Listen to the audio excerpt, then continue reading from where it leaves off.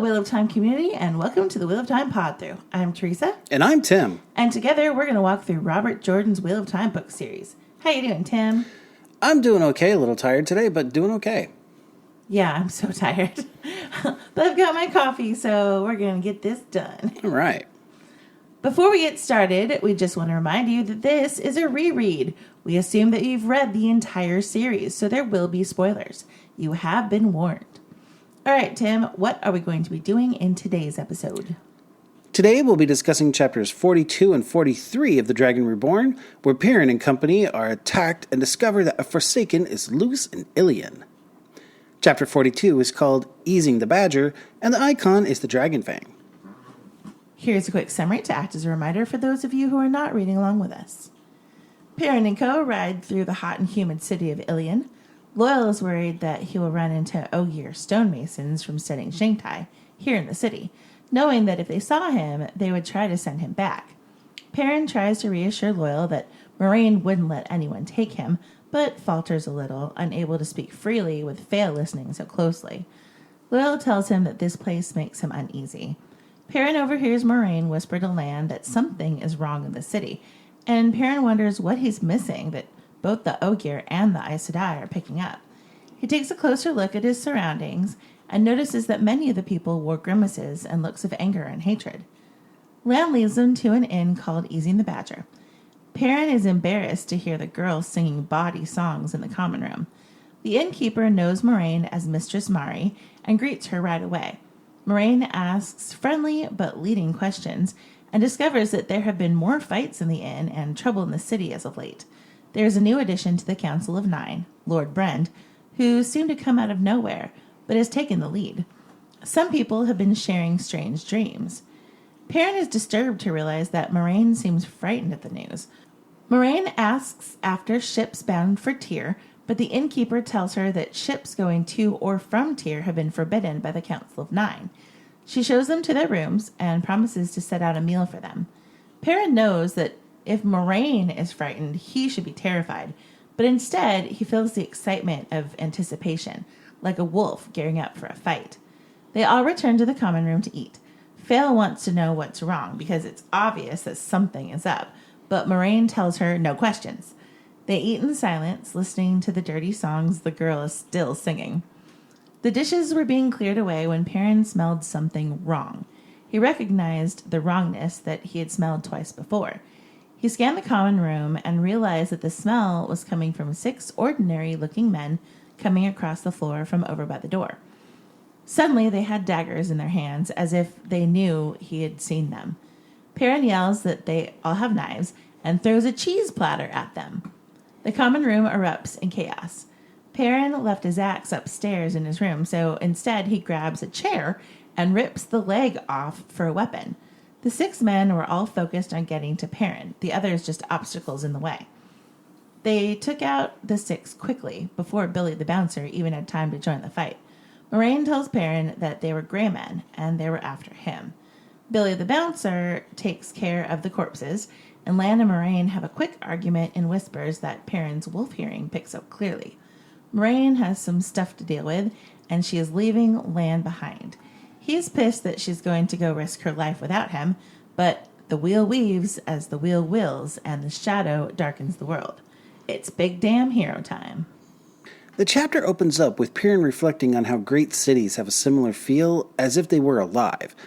But through the din of the bustling crowd, he hears one familiar sound that causes him to be at ease.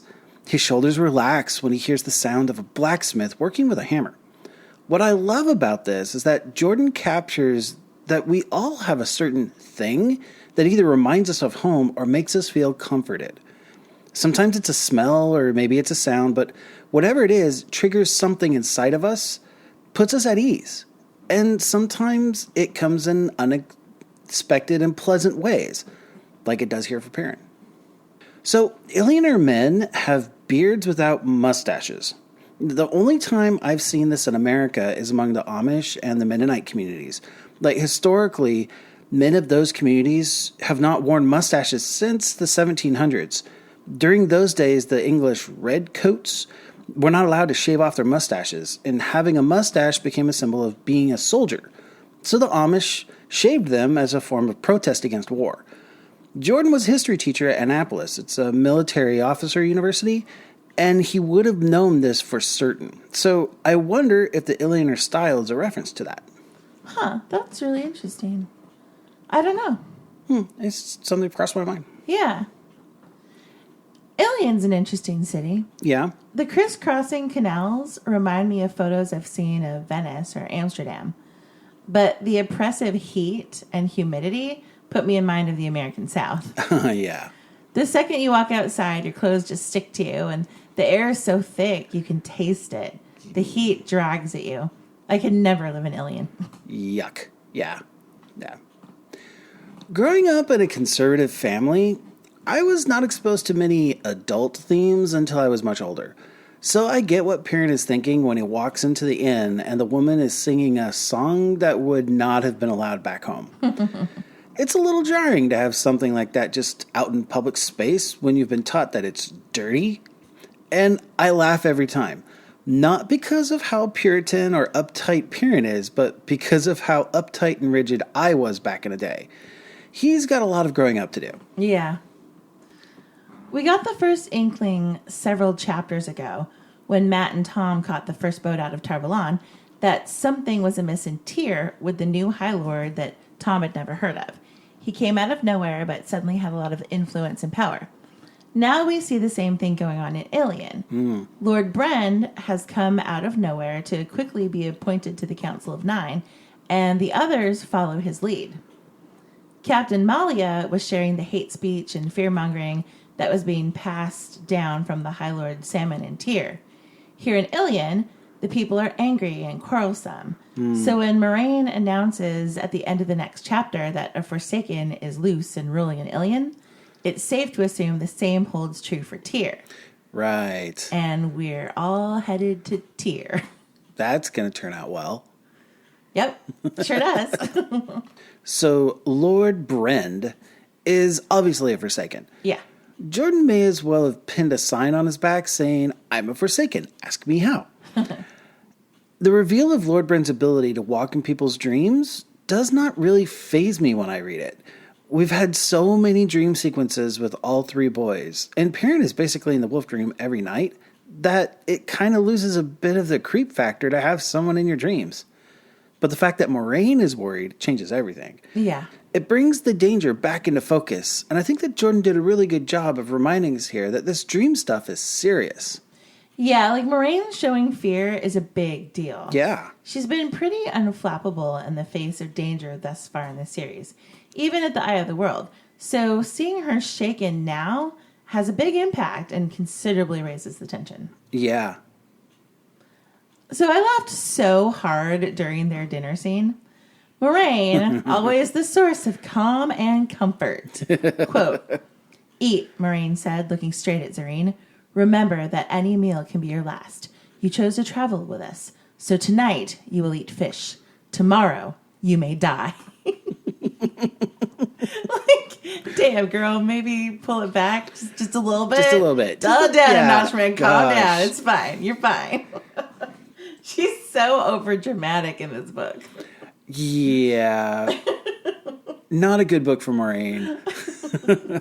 It's so funny. Tonight you eat fish. Tomorrow you die. What are we doing on Thursday? Right?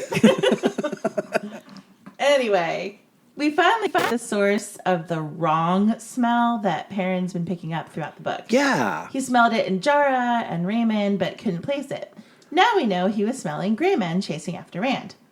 Moraine and Lan can't sense gray men the way they can other tools of the shadow, so Perrin's wolf sense gives him a leg up over the water.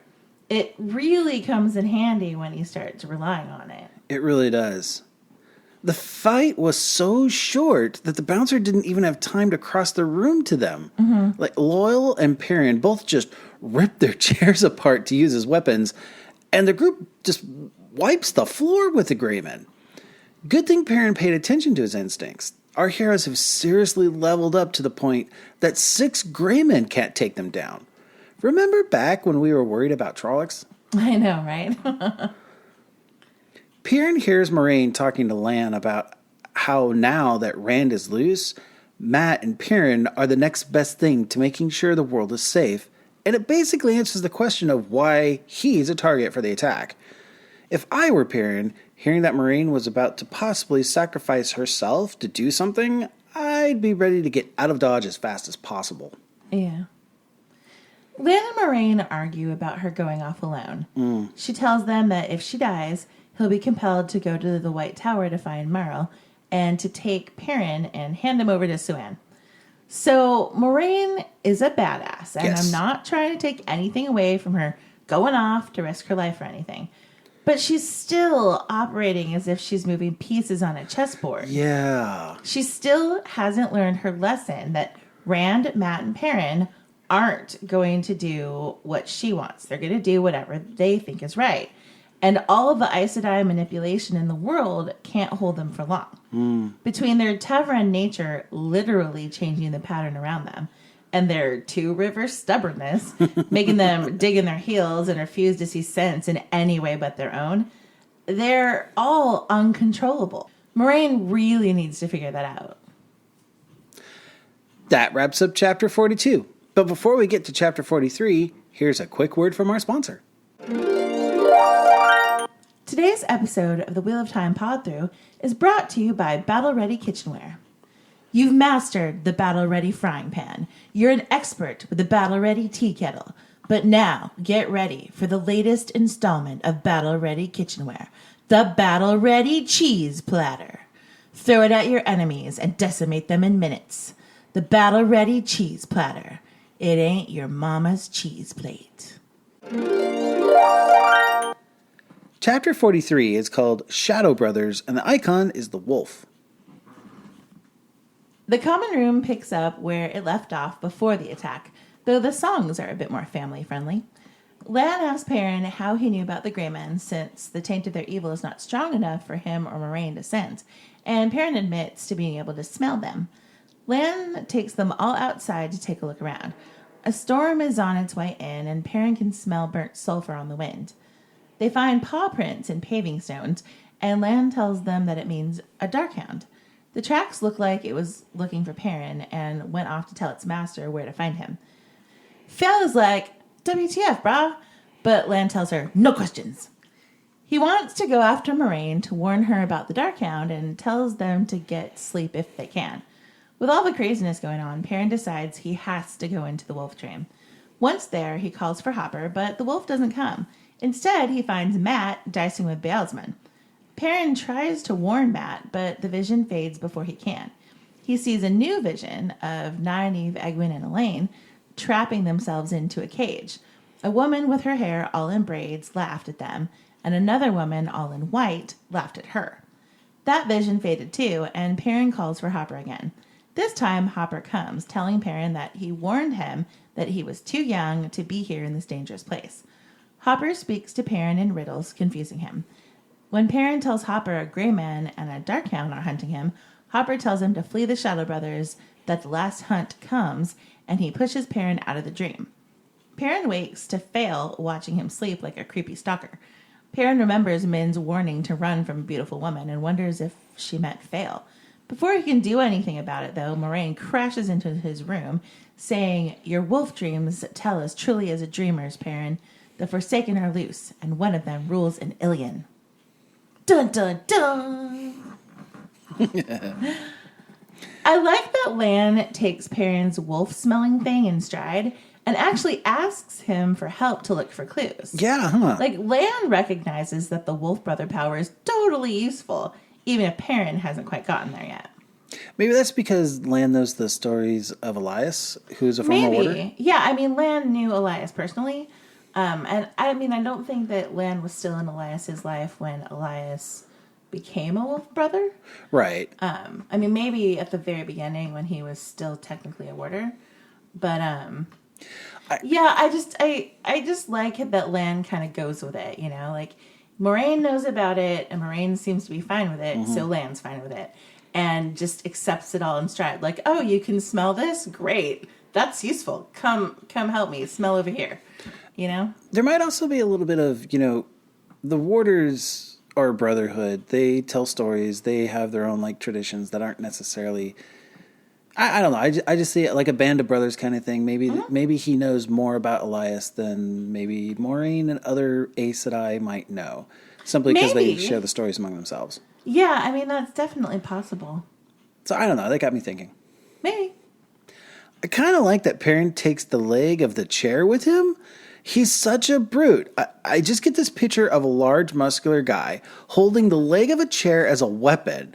And I have to admit that I would not mess with anyone like that just on sheer principle. You just don't mess with a guy wielding a chair leg because he's seen some things. I think it's pretty funny that they've just been attacked by a gray man. The Aes Sedai is gone. The warder's jumpy. But Fail still takes this opportunity to flirt with Perrin. Right. It's like, girl, read the room. Now is not really the time, you know? Fail has her own moment of waking up to the fact that the stories are true. Like, we know that she grew up in Chaldea, so she knows about Trollocs and she knows Fades. But Grey Men, and now Darkhounds, are a bit beyond her experience, it seems. It has been a while since one of our characters has had one of these moments, and it's good to see Fail caught off guard by something. Yeah. Lan really wants to get rid of Fail. Yes, he does. She still doesn't know enough to be a threat to them, so he tells her he'll let her go if she swears not to follow them. Hoping, probably, that Grey Men and Darkhounds would be enough to chase her away, but to no avail. She is determined to stick with them. Yep. Lan has been around Moraine enough to give a very Aes Sedai answer to Perrin's very straightforward question.